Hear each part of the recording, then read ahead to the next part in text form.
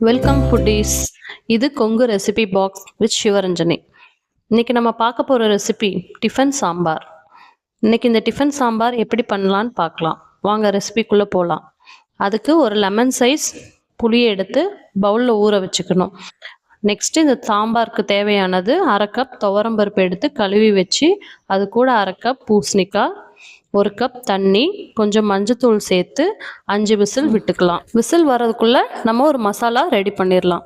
அதுக்கு ஒரு பேனில் 2 டேபிள் ஸ்பூன் மல்லி, 1 டேபிள் ஸ்பூன் கடலப்பருப்பு, 1/2 டீஸ்பூன் சீரகம், 1/4 டீஸ்பூன் வெந்தயம், இது கூட 4 காஞ்ச மிளகாய் சேர்த்து மணம் வர வரைக்கும் வறுத்துக்கலாம். இப்போ நல்லா வறுபட்டு வந்துருச்சு. இந்த மாதிரி நல்லா கலர் சேஞ்ச் ஆகி மணம் வர வரைக்கும் வறுத்துக்கணும். இதுக்கப்புறம் நல்லா ஆற விட்டு ஒரு ஸ்பைஸ் ஜாரில் மாற்றி நல்லா நைஸாக பவுட்ரு பண்ணிக்கலாம். இந்த மாதிரி நல்லா நைஸாக பவுட்ராக இருக்கணும். அதுக்குள்ளே விசில் வந்துருச்சு. விசில் போனதும் ஓப்பன் பண்ணி பார்க்கலாம். நல்லா வெந்துருச்சு. இந்த பூசணிக்காயை நம்ம கரண்டியை வச்சு மசிச்சு விட்டுக்கலாம். இப்போ எல்லாத்தையும் சேர்த்து சாம்பார் பண்ணிக்கலாம். ஒரு கடாயில் 2 டேபிள் ஸ்பூன் எண்ணெய் விட்டு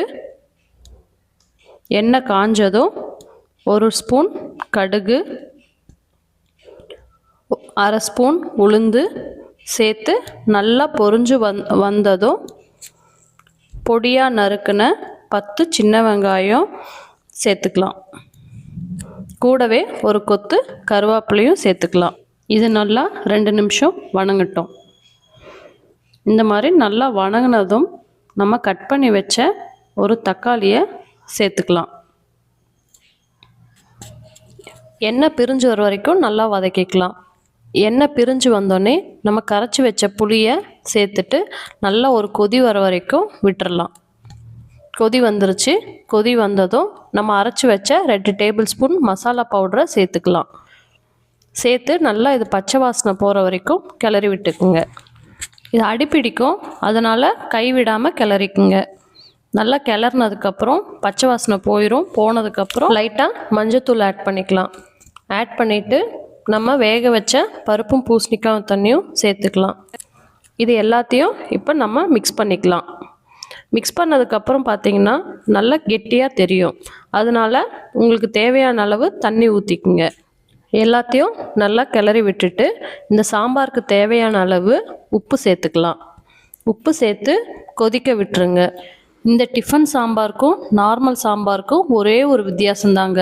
அது என்னன்னா வெல்லம் தான். அதனால் 2 டேபிள் ஸ்பூன் வெல்லம் ஆட் பண்ணிக்கலாம். ஆட் பண்ணி நல்லா கிளறி விட்டு ஸ்டவ் ஆஃப் பண்ணிக்கோங்க. ஏதோ ஒன்று மிஸ் ஆகிற மாதிரி தெரியுதுங்களே. ஆமாங்க, தாளிப்பு போடணும். வாங்க தாளிப்பை போட்டுடலாம். அதுக்கு ஒரு குழிக்கரண்டி எடுத்து எண்ணெய் விட்டு கடுகு, வரமிளகாய், கருவேப்பில் போட்டு தாளித்து மேலே ஊற்றிடுங்க.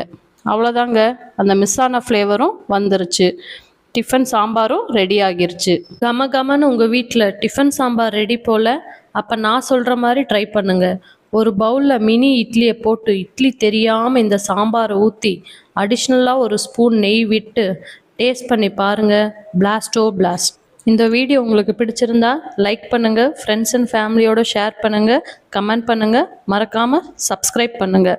இது Kongu recipe box. Cook with love, eat with happiness.